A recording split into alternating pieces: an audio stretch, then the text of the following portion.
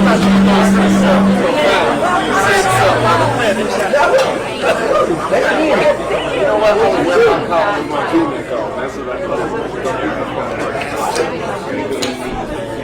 a remix somehow.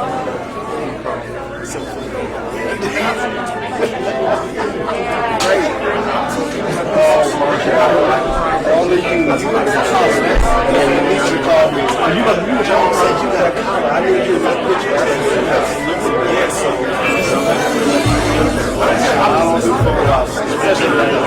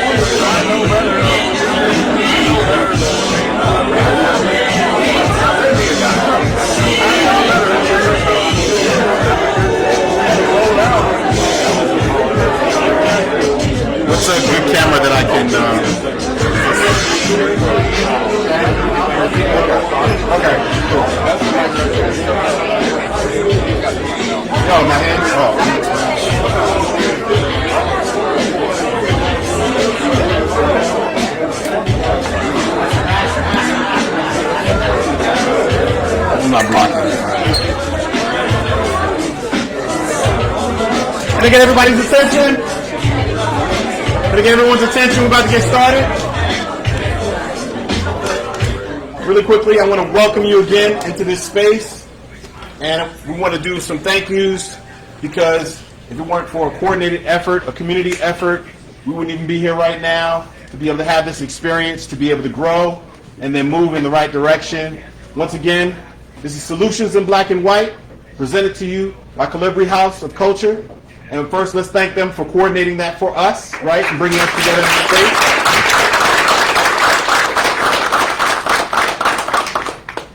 Next, I want to thank Lefty, Dwayne Phelps. This brother is incredible in terms of how he's opened up his space and opened up his heart and opened up his thoughts, because he's also interviewed by us, Apolitical, and we're thankful for sharing your wisdom. Can I by all means, please. I want to talk to you guys for a moment about Dwayne Lefty Phelps. Go ahead. Hold on, take this. You gotta take. If you're gonna do it, you gotta do it. Okay, well, I'm sorry. Okay, so Dwayne Lefty Phelps. I think I've known Dwayne since like 10th grade, like Club Rio. And for those of us who are from around here know what Club Rio is. So, and a lot of us in this room, we grew up together in a lot of ways. Dwayne's a Kappa, I'm SG Rose. So then later on our journey, we ended up pledging together and going through that journey. But we also, a lot of us in this room have a lot of shared trauma. And we're here today to kind of like celebrate ourselves, and that these people are executing solutions day to day. We're not alarmists. The Larry Thomas family, Larry Thomas, everybody he's coached, they've touched. These are my cousins. He's sitting in Smitty's chair. Smitty's not here. Mike Smith, y'all know that because Smitty had a tournament. But I went to high school with Smitty. He's coaching at Desert Vista. And part of why we're here, Jose Tomas, thank you for joining us. Jose Tomas, someone also I think I've known since 10th grade, married one of my sorority sisters. I got some sorority sisters in the back. And, my auntie is here on my legacy. So thank you for joining us. We also have Bridget Pettis here. Thank you. With Project Roots AZ, and she's also executing some solutions and with urban gardening and making sure that we don't live in a food desert. So, excuse me. No, you good. Pardon me. No. But thank you again, Dwayne Lefty Phelps. Thank you again, everybody, for coming and breaking bread with us. And let's continue to do this. Let's continue to talk through and figure it out together. So, thanks.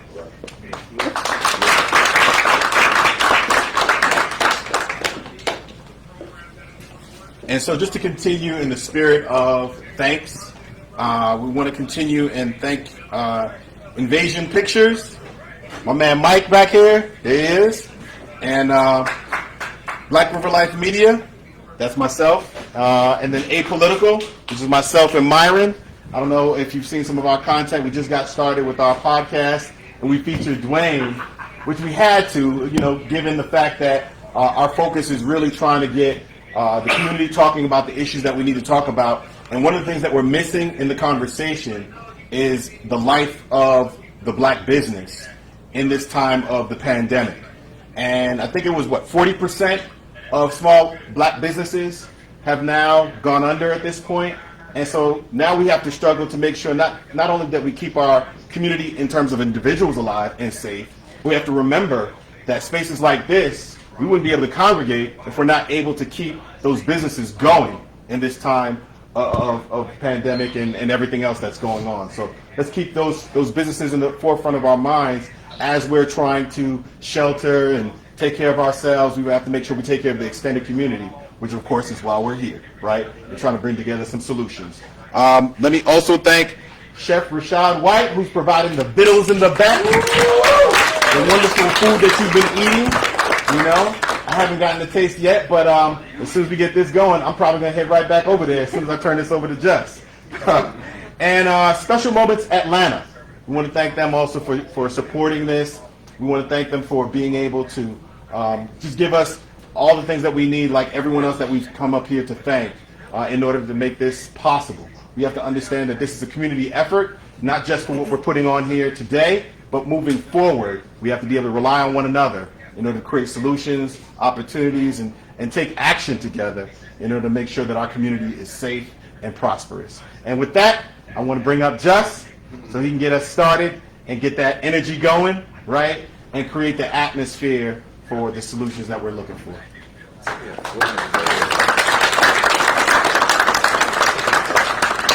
So when we're ready. So where's my bedroom? And I need a chair. So we're gonna start out before I even introduce myself. We're gonna get a chair. Bring my brethren out. We already spoke about this. The name of the organization is called Rise Up. Right? We rise. So we're going to see if we can actually do it. We're going to see if we can, I don't know, elevate somebody, levitate someone. We're going to rise someone. I need, and you know who this is, more than me. So we're going to give him an opportunity to tell everyone about his organization. He's out here with our kids every day, most days, every day. He's out here with our kids. And I need 4 volunteers to do this. I'm going to go out and get 4 volunteers, preferably ladies. You're going to just levitate them by simply using 2 fingers, as you can imagine here. 2 fingers. That's all. All right, just all the way up. I'm going to go out and get 4 ladies, 4 women to do it. And while I'm doing this, I'm going to give the President an opportunity to tell you about what he's doing with these kids, okay? All right. So my name is Warren Stewart Jr. If you don't know me, I am the founder of Proactive Justice, but I work with the Re-Rising Project, who is out there leading the protests every day. They've been consistently out there for over 2 weeks now, and really fighting for justice and defunding and really abolishing the police. And they are just, they have the passion and they need the guidance and leadership, so that's why I stepped in. I'm a bridge from what the older generation poured into me, and I can reach the younger generation and pour what I have into them. My father is Dr. Warren H. Stewart Sr., who helped get the King Holiday a paid state holiday here in Arizona. So I know what the fight for justice looks like, and I was on the Capitol lawn since I was a child. And I'm a pastor as well. I'm also the president of the South Mountain Ravine Chamber of Commerce. If you do own a black business, we're giving away free memberships for a year. Please sign up. So you say one time you're part of what? I'm the president of the South Mountain Ravine Chamber of Commerce. Gang, what the fuck? That's crazy. I'm giving free memberships, yes. We are giving free memberships to any black business that's in South Mountain and Ravine. So, and you just be a part of a network that you can help spread your business and get some more volunteers. I mean, not volunteers, customers. And even brothers like Eric, who bicycle nomad, like with his business being affected by COVID, I think we could all start, like my lady said, we could all start a GoFundMe or something to help get this brother back on his feet. That's what the village looks like. And that's what us taking our power back and putting money back in our community and making it circulating. We don't, every business we should take it as our own. The Bible says we mourn with those who mourn. We're definitely mourning the lives of all those that have been lost and the tragedy of police violence. But we also, the Bible says, to rejoice with those who rejoice. And we got to get to a place where we as black people know what joy is again. Through music, through business, through comedy, through whatever it is, through haircuts and braiding hair and raising children. Whatever it is, like we got to get back to a place, because when we're joyful, the world is joyful. And when we're sorrowful, the world is sorrowful. That's why they feel it right now. So I'm also a graphic designer. I've been a bit in my own business owner for 15 years. A music artist. I did a song called Stay Woke that came out 2 years ago. Got over 32,000 views on it on Facebook. So I do a lot. But I'm here for the community. I ran for city council last year in District 8 because we need black representation back in the council. I didn't win, but we got to start running for politics. So Proactive Justice is my new venture, in which I am partnering with this army of young people that are out there every day that need guidance so that we can cultivate the next political and policy makers. We have to go out and do that intentionally.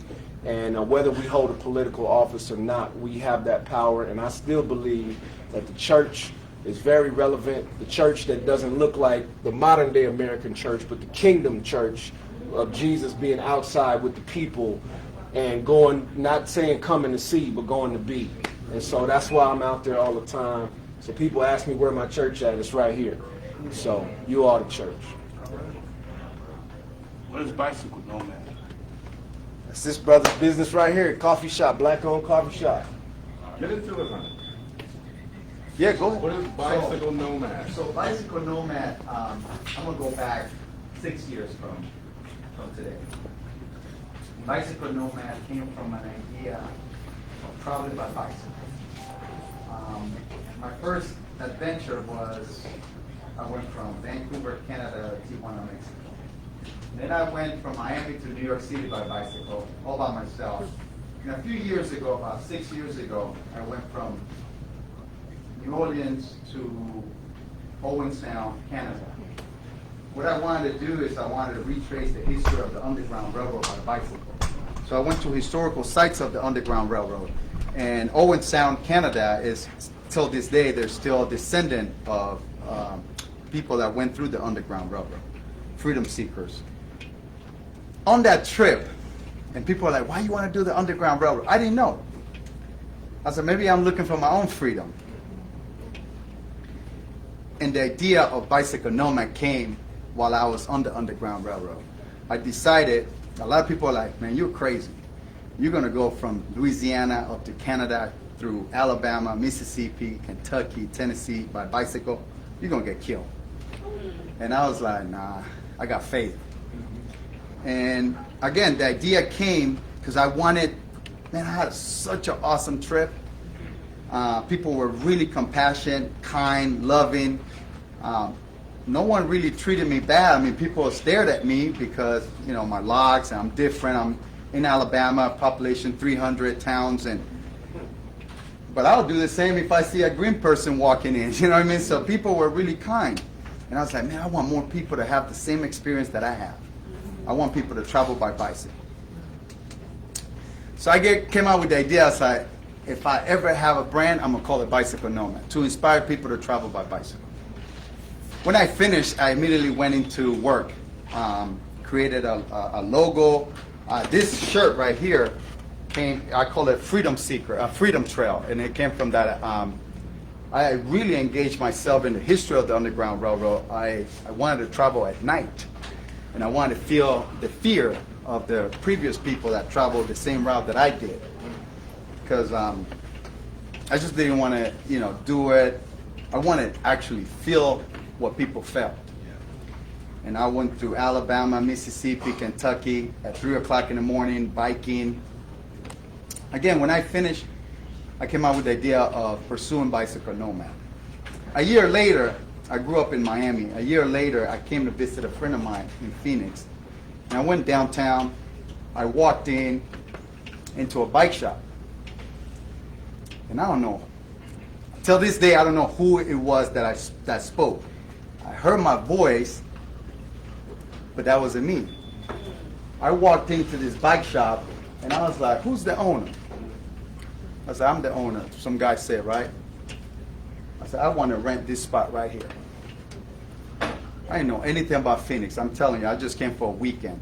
I said, I'm going to rent this spot right here. I walked in like I was Oprah. And like I had the money to rent that. I just did, again, I don't know who it was that was talking. I said, I just want to rent, right? He said, nah, it's not available. I said, okay, no worries. I'll go somewhere else. I told him that.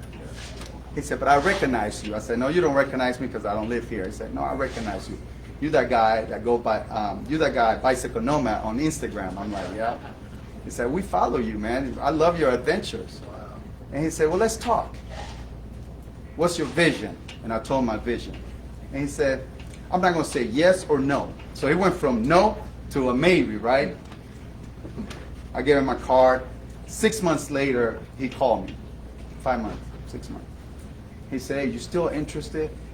I was in Miami. I said, yeah, I'm interested. So I flew back, built this business, the only black business, black coffee shop, downtown Phoenix. So I did it for 5 years. I was looking for support from the community, but the community didn't know I was there, you know? And now it's trending, right? So now everybody wants to like cancel Starbucks and all that. But I was saying that 6 years ago when I was like, come help me. Yeah. I didn't get help. So even 3 blocks away is ASU, right?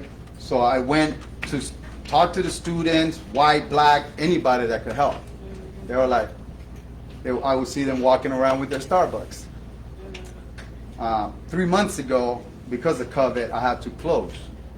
And right after that, in March, the owner of the building was like, not the owner of the bike shop, the owner of the building was like, I'm gonna raise you guys rent. They wanted 30% more. And I haven't been in business for 3 months. And I haven't got any help from the government, that all the PPP, all that stuff, I haven't got anything, right? So the bike shop decided to move somewhere else. And now I'm left dry. And obviously, he wanted to do it for his business. Now he's in a smaller place. He wanted to bring me, but it's too small for a coffee shop. And it's not the right location where, what I know now, I'll do it totally different, you know? But anyways, I got faith, and it turns around, you know, so. But on top of all that, now I got a deal.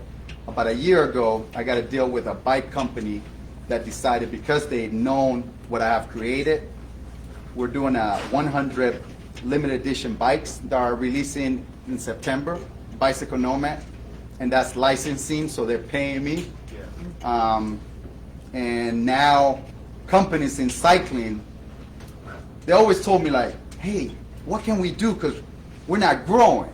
And I'm like, well, you don't have any black people on your campaign, on your marketing, on your social media. Everybody's white, and that's not how it is. Because you got me doing all these. I just came back from Puerto Rico a couple of months ago. I went around the island of Puerto Rico by bike. I've done all kinds of adventures. You guys have never featured me or anything like that, right? Guess what? Last week I've gotten like 3 or 4 company, big top companies cycling. They're reaching out and they're like, what can we do? I'm saying, you're not gonna pick my brains now. Yeah. You could do that 6 years ago, but now I need equity. Yeah. Now I need partnership. That's right. And they're like, no, that's what we're calling you. That's good. So God is good. Yeah. Yeah, God is good. Amen. Yeah, God is good.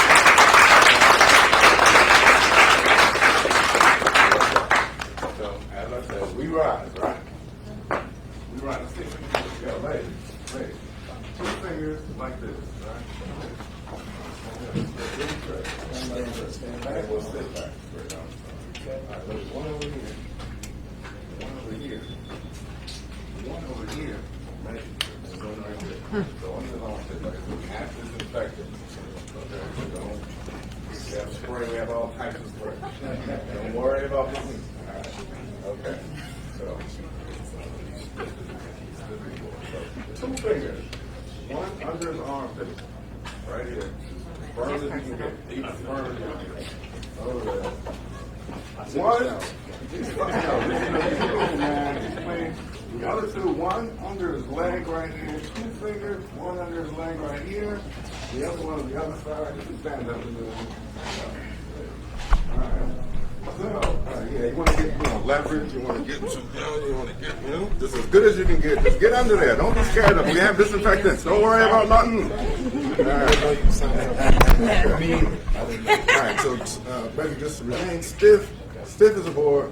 All right, so on the count of 3, all right, everyone from their perspective place, you want to just try to lift straight up, okay? So on the count of 3, we're going to see if we rise, right? See if we can do it on the count of 3. 1, 2, 3.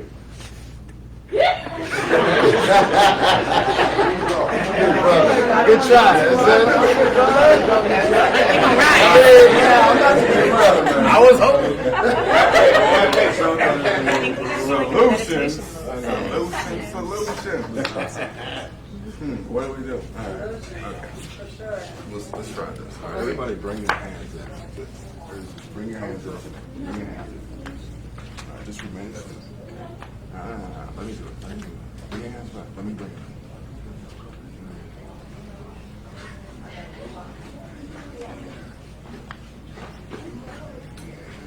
Oh, we some space. Okay. Come on.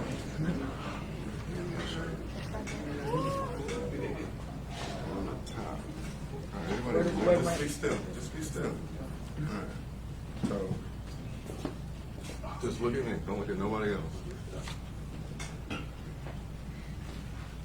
right, we're gonna count to 7. All right. That's all we're gonna do. All right.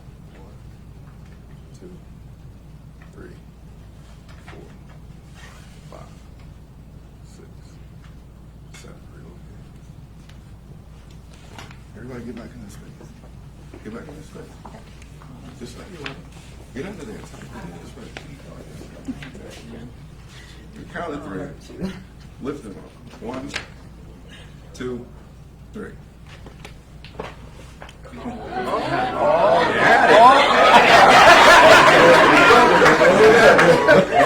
Yeah, the problem with this was leverage. All right. So everyone in this room, after having witnessed this, it usually works more gracefully than this. Sometimes a little, the proportions, they couldn't get really out of there. But you can see on the second time, there's no problem. How does it work? Right? How does it work? I got 4 skinny engineering kids on UC Berkeley campus to lift a compact car. Anybody in this room is capable of doing this right now. So the first time you get people to do it, you have them come in with their 2 fingers. They're not going to be able to do it, right? Everything that you saw in between is just a ritual. It's an oath, right? So it doesn't matter what you do, but the thing that you do is a unifying thing. So whatever instrument or whatever you want them to do, it has to be something that joins them together, right? So I just traditionally do their hands on top, looking at me, but they're concentrated on one thing. So how it works is, the second time they go in, man, I've had people's ceilings disrupted, right? So how does it work?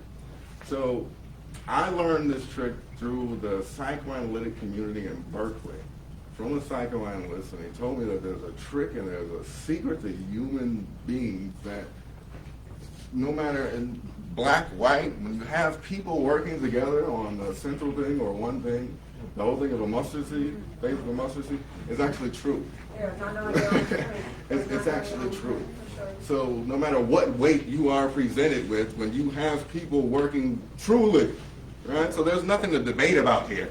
There's nothing about race involved. There's nothing to come in between the simple function of lifting this man. All right? So when you do it, there's nothing. Everyone is just like a child again. Become like a child, right?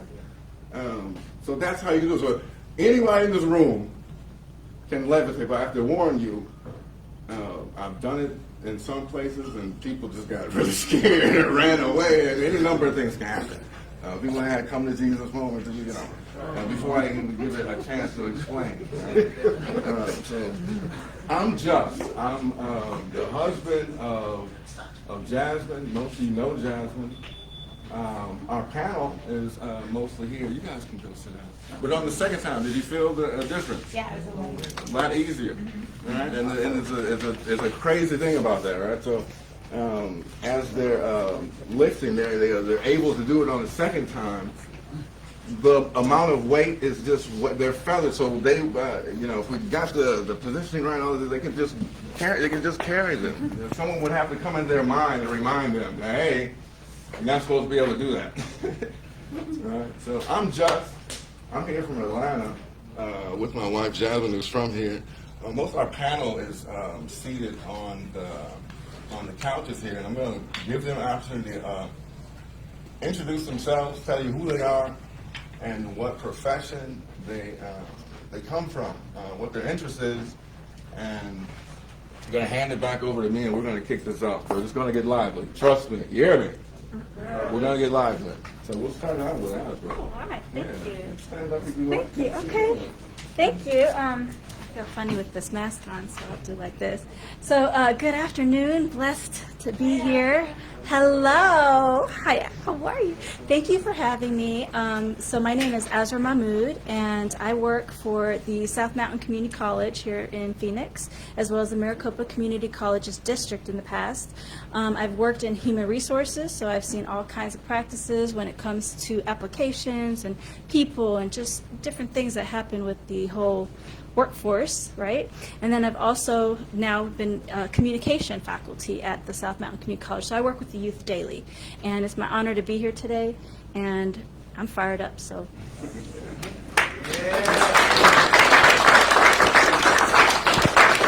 All right, good evening, everybody.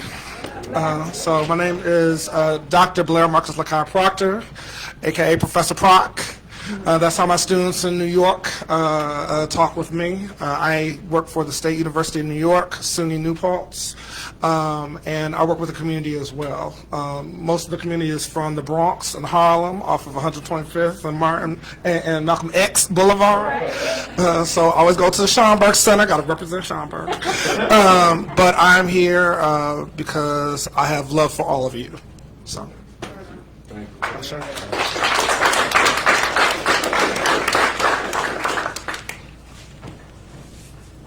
Do the same. I don't have to push this or anything. Okay. Hi, I'm Suki. I'm honored to be here. My work is in education. I am at Grand Canyon University. I'm the director of dance there, and I am a certified instructor of Dunham technique. Does anyone know who Catherine Dunham was? Yeah. So about 20 years ago, I started studying her technique after delving into, tap my whole life. I was a hoofer from years back, and also simultaneously ballet, so I kind of had the super Eurocentric and also like the rhythms coming up, and changing my worldview, just embodied through that embodied knowledge. In any case, my work centers in, I'm interested in troubling the waters of universalism. So in Black arts, a lot of times things are so appropriated and so watered down and so disoriented that it becomes disenfranchisement, right? So white folks appropriate, we try to universalize everything, we try to make it speak to us, and then we end up, doing everyone a disservice. So I'm interested in I'm interested in opening up spaces. I mean, y'all tell me, like, when white women show up in a West African dance class and you expect to go in and get it in. It's an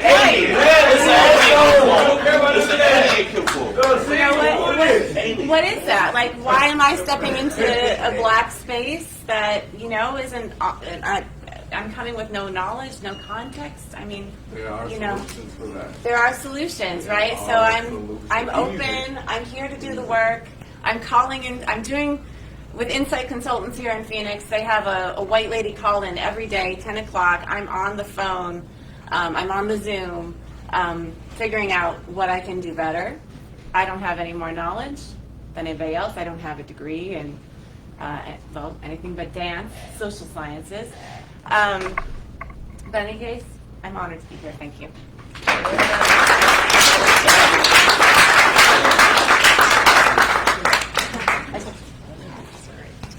Hello, everybody. My name is Bridget Pettis. You can call me B.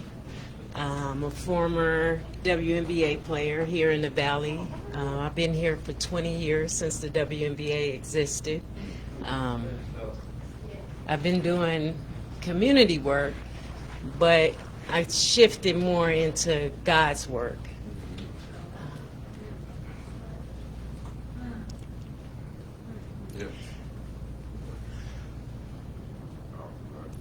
The best thing that he gave me was a seed. It was a seed, it really, mustard seed was a seed. And I fed my family for a whole year. And then for another year. And so I educated myself on how to feed our families through these little seeds. So he woke me up and he said, help my people know that we need to grow our own food. So I've been here, I've been out in the dirt, been grinding it, finding out how to make this food come out of the ground.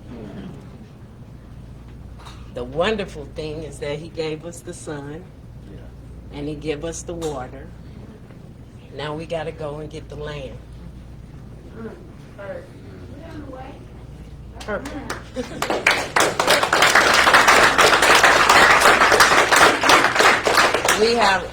I started up the nonprofit about 10 months ago, Project Roots AZ. I got a half acre of land, and with the land, we've started a soup kitchen. Also, we distribute the food throughout the community to make sure not just food, but real food. Like we're putting real food into the body. If you all noticed, when the pandemic hit, we went to the grocery store. I'm vegan, I was happy. Because everybody took all the fake food. Yeah. They did. They did. They went and filled themselves up with the fake food, one, and they went and closed themselves in and didn't get sunlight, two. That wasn't a wise thing to do. We need sunlight. We all know that. We proud, we saying melanin all day, every day. This is something we need. We need real food. This is something we need. This is an essential. So in Project Roots, we've decided the community garden is only, I want to say only, I'm blessed with a half acre, and we distributing that half acre out to the community to learn how to grow. So you can come and get you a part of the acre to learn how to grow, and then go get you some land. We need certain things in this little half acre. We need water tanks because we want to conserve water. We're using a flood system, so a lot of the water get wasted. This is one of those sustainable things that we need to get more knowledgeable about, that we're not just wasting food, wasting water, wasting our resources. Somebody wanted to get a piece of that acre. What would they have to do to do that? Come out to Spaces of Opportunity. We're on 12th Ave and Vineyard, south side of Phoenix. We got about 18 growers in there, majority, all of us, black. It's mixed as well. We got different ethnicities in there, but I want us to learn how to grow and grow our own food, and then exchange our food with each other and get out of this greedy, selfish way that we've been taught. So,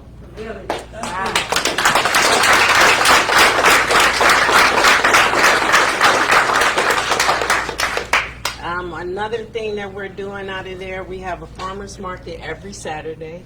I would love for people to come out and support our farmer's market. This food is real food. We've started our juicing. We're putting green juices, sea moss, all those things we are already educated on that we need. We're out there.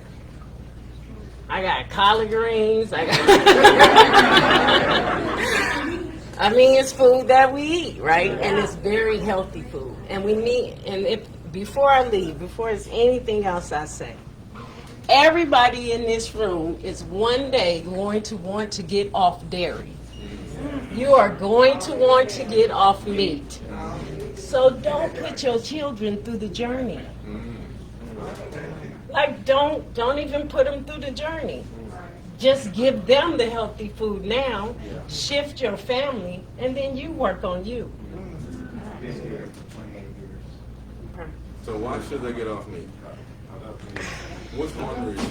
Well, in the context of a barber shop. Okay. So you can get open. What's one reason why not only children, but just generally eating meat Not just it's a difference. So eating meat here, we have to know. Yeah. Eating meat in America is not the same thing You're as right. eating meat in another country. Right, and It's not the same thing. Right, and I played overseas for 14 years, and I Only ate differently. only fairly over there. recently, because of Trump's power, has American meat been allowed to be sold to other countries. They won't take it. Right, you're right. There's one reason. There's one reason. I want to hear it. Rendering plants. What's that supposed to mean? America is the only country that uses rendering plants. So when you talk about what's recycling, all right? So you think about cardboard, plastic, all these recycling. The biggest recycled product in the When you've been raised off this, she's been raised. Everybody. Every room been raised off everybody, this. everybody, This was been in the process of this meeting. everybody. It's called rendering plants. So rendering plants, America is the only country that still does it. Right? And this is why no country will accept American meat. Rendering plants is the biggest product of the recycling business. Rendering plants recycle dead animals.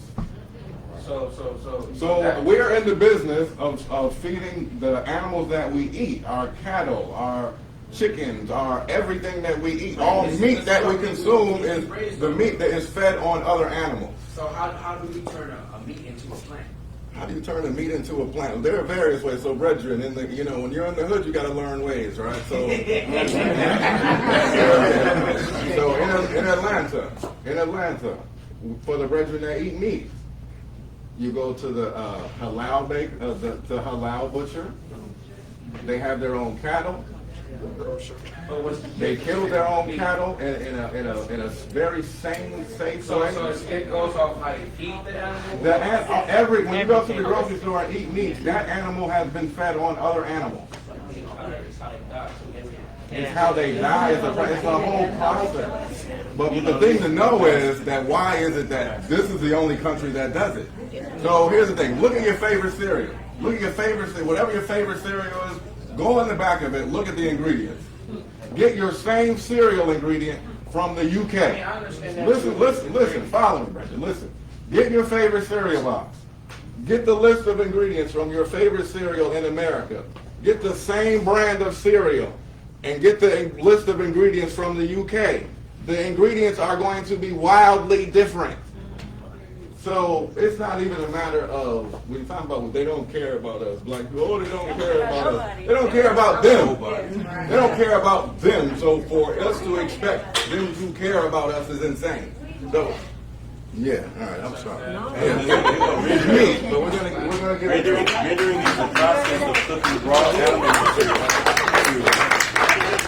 remove the moisture and fat. Yeah, the rendering plants work like so imagine a big Bless y'all. Somebody can throw on It's a 6-process line. Somebody might have a weak stomach prejudice. Somebody might have a weak stomach prejudice. So imagine a big pot. So imagine a big pot bigger than this. This is the rendering plants. They're most in the Southwest. They're all hidden very far off. Biggest recycled product in America is dead animals. Know that. All right. Well, imagine a big pot, a pot bigger than this barbershop. Throw in all the dead animals, mix it up into a powder. This powder is sent to cattle farms. This powder is sent to chicken farms. This is what the animals eat. Think of all the humane societies. The animals they catch. Think about all the animals in the street. So many times you go on these recycling plants and the dog collars are still attached to the cats and the dogs. And they just throw it in there. Wow. Oh, that's nice. Yeah, it's very sick. Well, what I'm saying is, look at a Snicker bar ingredient here, and look at a Snicker bar ingredient there. So over here, you're going to have names that you can't pronounce. Over there in the UK, you're going to have sugar beet. Not sugar, not maltodextrin, but the sugar beet. Just plain old sugar beet.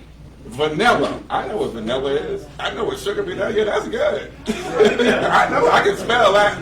I can pronounce that. Hey, brother. Okay, guys, that is the It's not a good look. I know. It's a sickness. It's a sickness. We're gonna finish the introduction, and then I'm just gonna start into it. Okay. So you got a taste of just some heat, right? So I don't know what you're used to, right? So when you leave here, I promise you a few things. You won't leave as a thing. Okay. All right. Okay. So that's the perfect segue. Jose, please introduce yourself. My name's Jose Tomas. I'm a licensed acupuncturist in Arizona. I recently moved here from Massachusetts. And my interest is in being able to provide health care and use acupuncture as a primary function for that. So, I have a strong interest and passion for using natural medicine, whether it's herbs, acupuncture, exercise, and a lot of things, because taking an interest in your health will allow you to take an interest in the decisions that you make financially, education-wise, and it'll just create a strong foundation overall. So,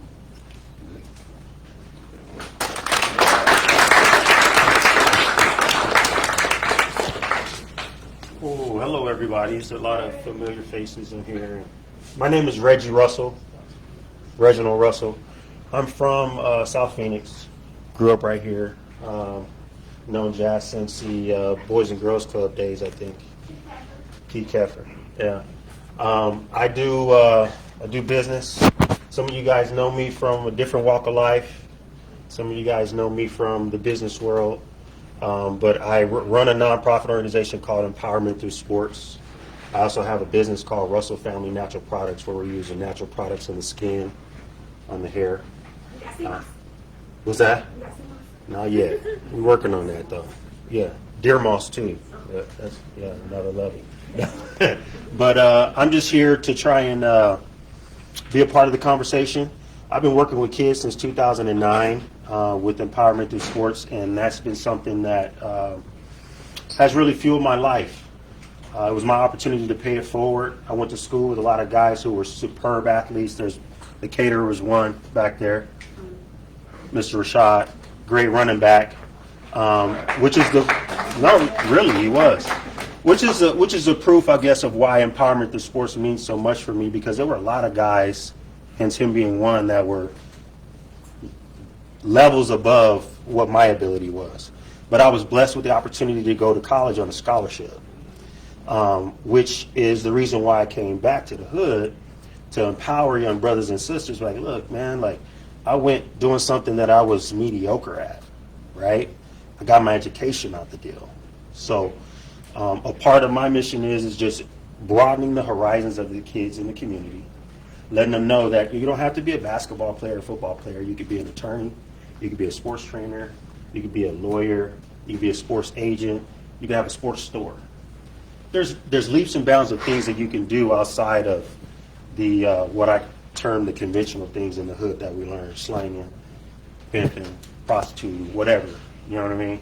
There's options, there's alternatives, but we have to link and connect with people who have, quote unquote, made it out or made alternative lifestyle choices to bridge the gap, to help people say, you know what, there is something else that I could do that's different. So with Empowerment Through Sports, we do the sports stuff, we do some knowledge stuff with making sure that the brain is intact to get the optimum results for the athletes. We do that. We also do school preparedness with backpack drives. Some of you guys I've seen here that have seen us do those things. We do a Christmas drive at Hermosa Park. We've been doing that for about the past 7 years.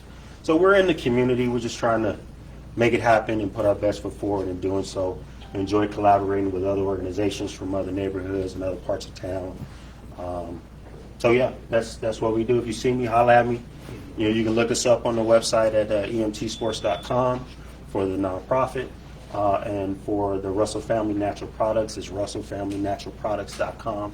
We appreciate all the support and consideration and the spread to make it spread like germs. So appreciate you guys. Thank you.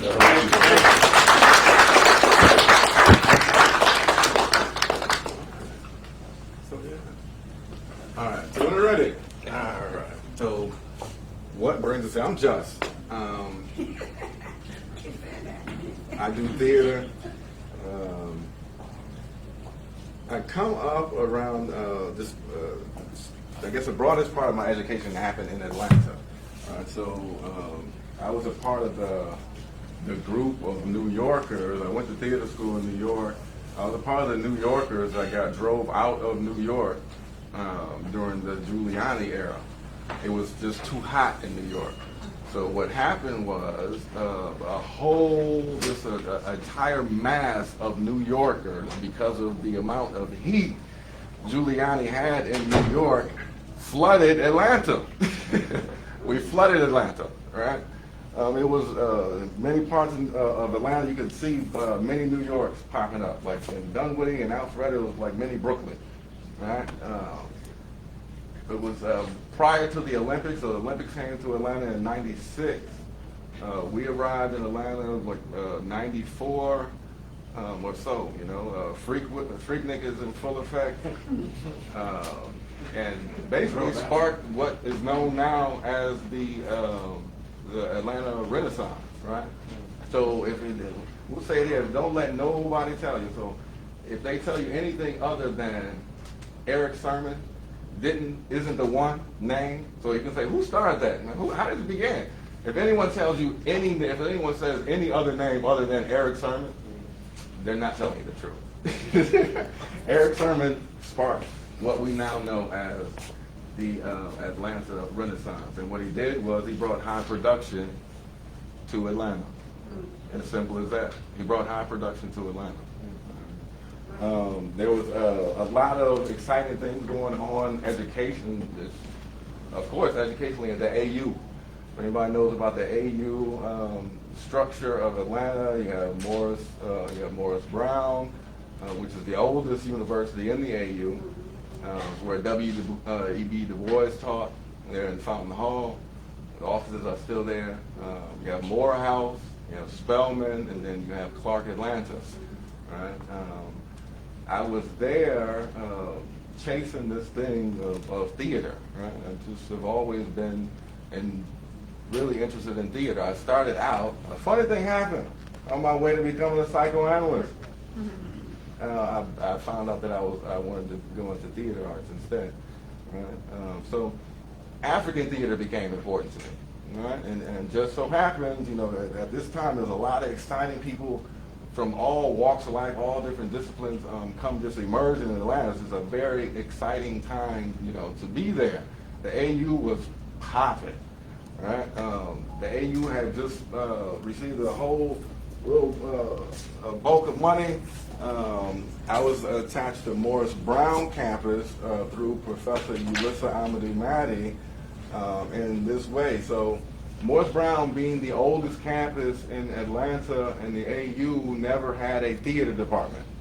Right? So if a kid from Morris Brown wanted to study theater, they had to take it at Clarke. They had to go to Morris Brown. And Spelman really had a dynamic theater department at that time. But you know, Spelman is an all-girls school, so that was only limited to female students at Morris Brown. Right? Morris Brown brought in an exciting new, Morris Brown brought in the former president of the University of Chicago in the name of Dolores Cross. Right. Dolores Cross was a very dynamic figure. She came into this environment in Atlanta, you know, appointed the new head of Morris Brown. You know, big bad things are going to happen for Morris Brown now. She brings in Professor Maddy. So who is Professor Maddy? Anybody ever wants to ask the question of what is African theater, Professor Maddy's name is there. He's from Sierra Leone. He passed away a few years ago now. In March. How important is he? The government of Sierra Leone shut down 2 weeks just in honor of his passing. So you want to know what African theater is, particularly from the West African region perspective, and it really contains all the theater of Africa, right? It's really with that man. So when he forwarded, a lot of things forwarded with him. So the opportunity that I had to be with him just became even more present. You know, it's a very important thing. I do theater. I wanted to go to the man, directly to the man. He was right there. It was a blessing. I became a second in setting up Morris Brown. Right?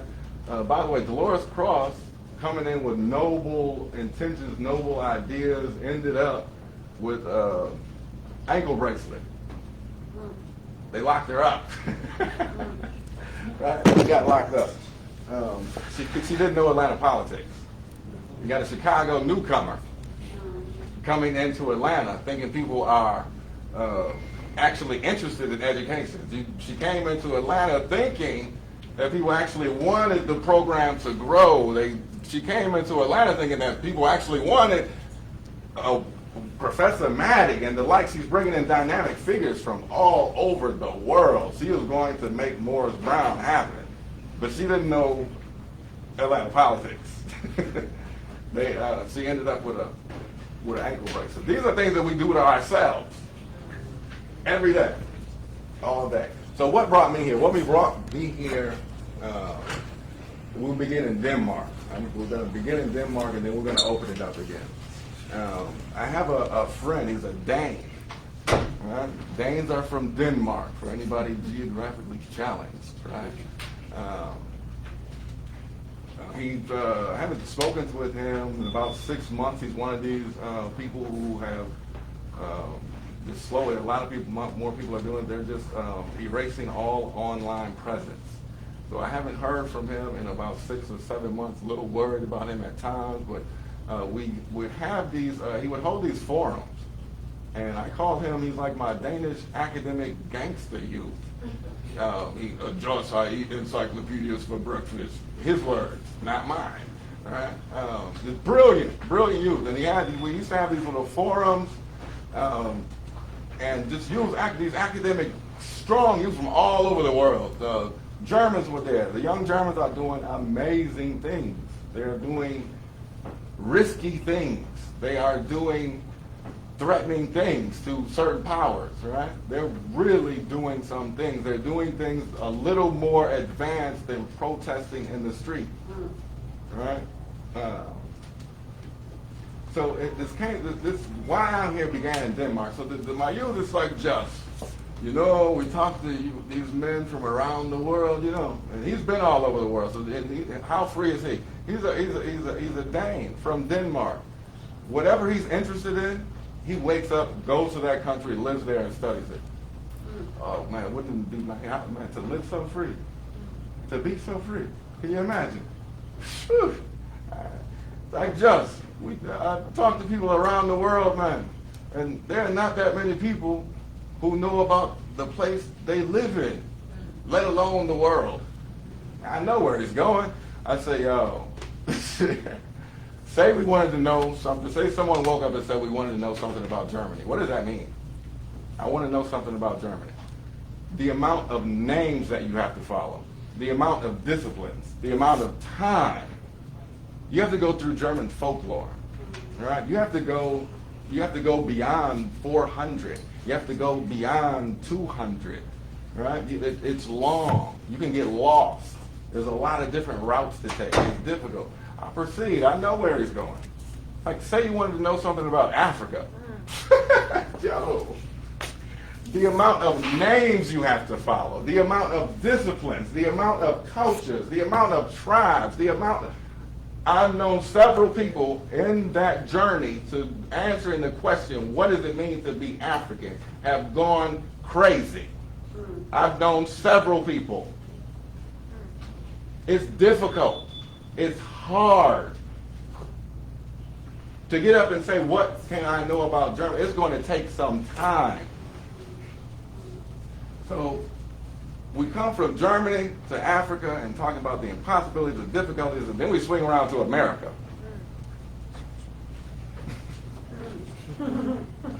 We swing around to America. America is very, very, very simple. It's extremely simple. I have a youth from Denmark who can answer questions, any question, the most difficult questions, it can answer them in 2 seconds. America is so different. It's so very easy. You don't have that. You don't have a whole amount of different disciplines to follow. There's not an expansive amount of time to follow. We have right and left here, black and white, Democrat and Republican. There are not that many names to follow. There are not that many disciplines to follow, but at the same time, everybody is dumbfounded. How is that? How is that? So that's a part of what brings me here. So George Floyd happens. It always happens. It's never not happened. It's name a point, name a year, name a minute in a year of black people's existence in this country in which a George Floyd didn't happen. So the importance of George Floyd is that we need to make that one of the last. If it's not the last, let's make it one of the last. All right? So it's 2020. Black people arrived on these shores in 1400. So up until from 1400 to 2020 now, nobody has been able, obviously, if anybody had any solution, we wouldn't be here today. If anything worked in the past, would we be here today?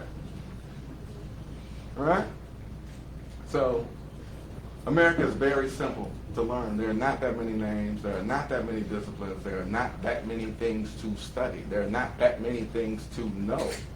But at the same time, everybody is confounded. So what brings me here? So George Floyd brings me here. They happen. It's been happening. But what finally brings me here? I was mad at first. It was like somebody else should do it. I'm an artist. I should be at home doing art. Right? And somebody else should be doing this. And then it didn't take long for me to figure out that only an artist could do this. Because number one, so I see these kids, no matter where I look under there, the kids on the news, on television, you can go to academia, you can go to the world of entertainment, you can do anything. And I had a teacher that I came upon in Atlanta. His name was the famous Dr. John Henrik Clarke. Right? Dr. John Henrik Clarke had a thing, right? He would say it. He would say it more than once, and then he would say it more than once in different ways, and then he would expound upon it and say it in the same way in a different way. But the thing is, the things that he repeated, it seems that I'm the only one who received. I don't know. He had a thing. He said, amongst our black leaders, amongst our black everything, is that, you know, they go away, everybody does, all our leaders, and in every field, they go away and they do this exhaustive research, right? They just exhaustive. It's from dynamic, you know, there's spectrums of it. It's from dynamic to to ignorant. That won't happen again, sorry. But the only thing that they do is when they're finished with their exhaustive research, they come back to the people and they say, hey, they doing that to us over here. They doing that to us over here. Oh man, you won't believe what they doing to us over here. They're doing this to us over there. This is being done to us here. Now over here is a different matter, but it's kind of the same. But they're doing this to us over here. But Dr. Clarke said they come back with 0 solutions. He called them alarmists. He said all they do is just seem to maintain and nurture this ability to point. You get money for it. You get dollars for it. You write books about it, naming 1,000, 100 different million ways of how they're doing this to us. But at the same time, Dr. Clarke said simply, they come back with 0 solutions. Why is that? I'm sorry, how is that? So I'm on the phone with a youth from Denmark. He's been over here twice. He's been here twice. So these youth, in times like this, in times of George Floyd, this time is special because apparently the answers that these youth have been given it's not enough for them now. So you know, people always say this one feels different. Yeah, it does. Because if you keep saying the same thing to anybody over and over and over again, it's going to feel differently until finally, you know, you can kick a dog until finally, you know, one day. Like the shit out your ass. Every time. Every time. And this is we've reached that point. So the answers that we've supplied these kids for all of these years, from 1400 to 2020, and we're here fighting. It's not working for these kids anymore. These kids are in Paris tearing down statues. Right now, the famous Winston Churchill statue is under guard in England. They want to tear it down. Right? Youth in Ghana at this moment are tearing down statues of Gandhi. What?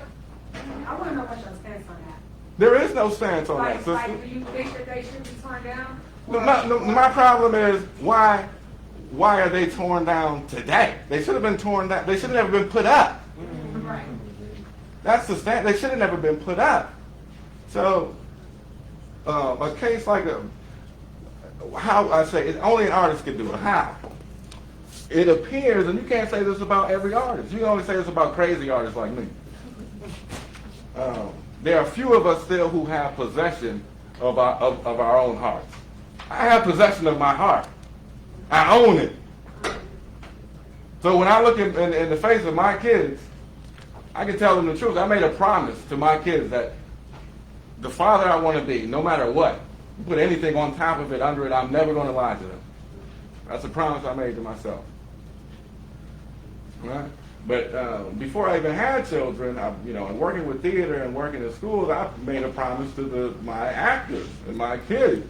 I made a promise that as long as I was in a room with them, I would not allow any adult tell a lie to them. It's got me kicked out of a lot of places, not invited back.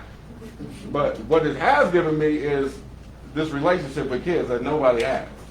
So if I come into your classroom, you have them all year. I come in there for a day. They're looking at you and asking you that every time, why haven't you taught me this before? I have possession of my own heart. I have to tell them the truth because I made myself have to tell them the truth. I have no choice. All right? It's the art that I work in. So only an artist is able to do what we're able to do now. Let's provide some solutions. Nobody has been able to provide a solution to get black people out of the state that we are in America since 1400. Nobody's been, if anything worked, we would not be here. All right, what's a barbershop? Everybody knows what a barbershop is, right? So let me put it in a different context. Does anyone here, does everyone here know what cognitive dissonance is? Anyone, raise a hand. Who knows what cognitive dissonance is? So for those who don't know, in layman terms, just simple terms, cognitive dissonance is, if you can understand a fight, you can understand cognitive dissonance. So cognitive dissonance is a fight which takes place within your head between, the opponents are what you used to know as truth your whole life, coming into contact, coming into this fight with what you know now. All right? The process is actually called critical thinking. What can develop out of critical thinking, possibly, hopefully, is cognitive dissonance, and that is the process of dialectical thinking. All right? That's the fight of what you used to know coming into contact with what you know to be true now. Because somebody got to get knocked out. These two fighters, it's got somebody has to get knocked. They both can't live. So what happens is, it's very hard. It's very difficult for people, anyone. It's hard. It's particularly harder for adults. Having known something to be true your whole life, coming into contact with what you know to be true now. A lot of people hold on. That's the story of life, right? Turning back. Turning back. Oh, I can't. I don't want to go. What we gonna eat? I know it was bad there, but that's the story of Lot's wife. We know that story, but we do that all the time. That's cognitive dissonance. So what you used to know coming into contact with what we know now. So if nothing we did in the past worked, it's obvious it didn't work. I mean, it should be. If it isn't, it should be obvious. why are we doing the same thing? Why are we providing? I mean, I've seen, you know, the more I've seen, the more desperate people get, the older the quote they throw at the youth.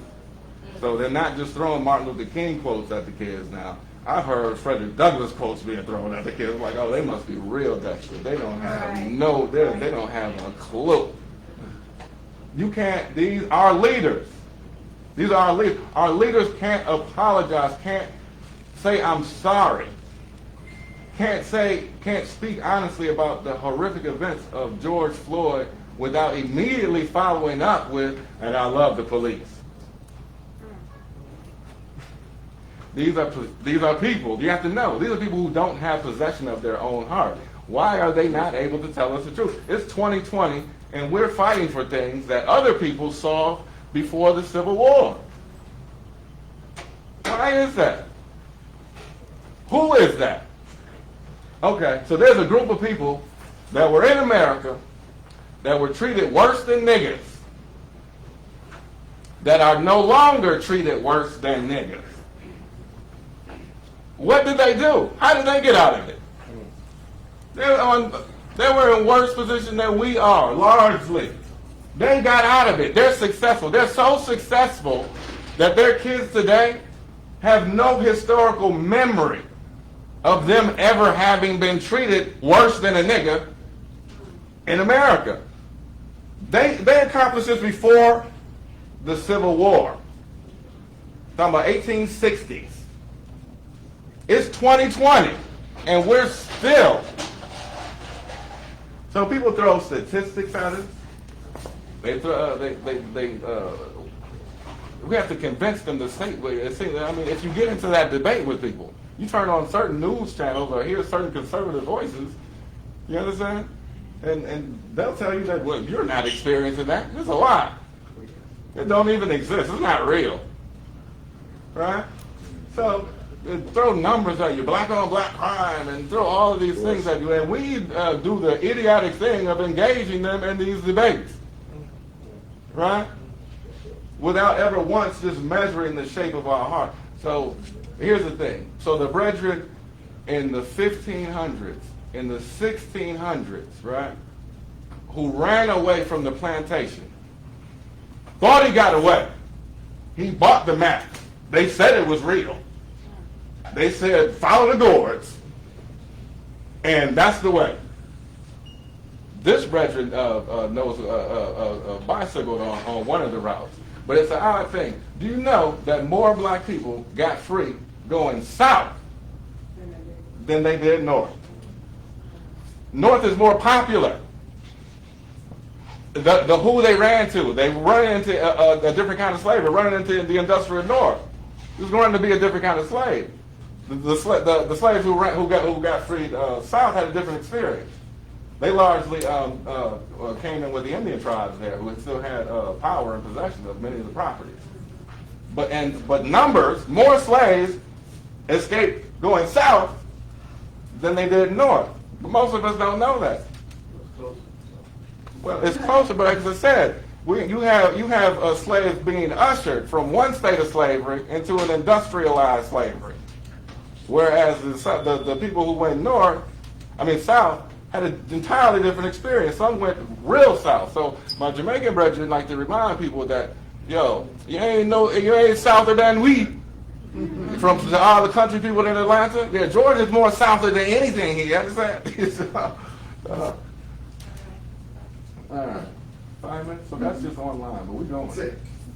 We're going. Do you have any other guests? Yeah. So yeah, we're gonna do this, but we're gonna get to the. I'm gonna get past this one point, but we got it. We got it. So why? It's 2020 and we're still battling over things that other people who were treated worse than niggas who got out before the end of the Civil War. So in basketball, when you have a basketball team, like you take somebody like Golden State, they did something dynamic, installing the three-point shot, ball movement, and some pretty dynamic things up in the front office. Getting people for a 1 year, 2 year, they don't care. It's about. So the thing is, you start talking about dynasty. They start talking about dynasty. So what do other teams do? They see this going on in Golden State. What do? Follow suit. They see what can work for them. So there's an example of a people being treated worse than a nigger in America who actually fought it, successful, and got out of it. So the thing is, I can tell you this here today, but the problem is, you go to any one of our black leaders, they know not. Who is the people who got treated worse than us? Who are the people that got treated worse than us?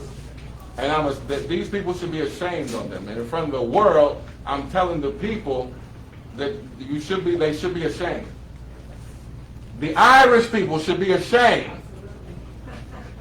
for uttering any negative, derogatory words towards any black person in America trying to get out of this situation, trying to get out of this condition, because you were in a worse situation. The German people in America should be ashamed. The Italian people in America should be ashamed. How did they do it? You want to know? How did they do it? I guarantee you everybody has a minuscule of an idea of how they did it through the example of a famous movie. The movie is called, Scarface? Gangs of New York. Gangs of New York. It was right there on full display. The only problem is Hollywood never tells the story the right way, right?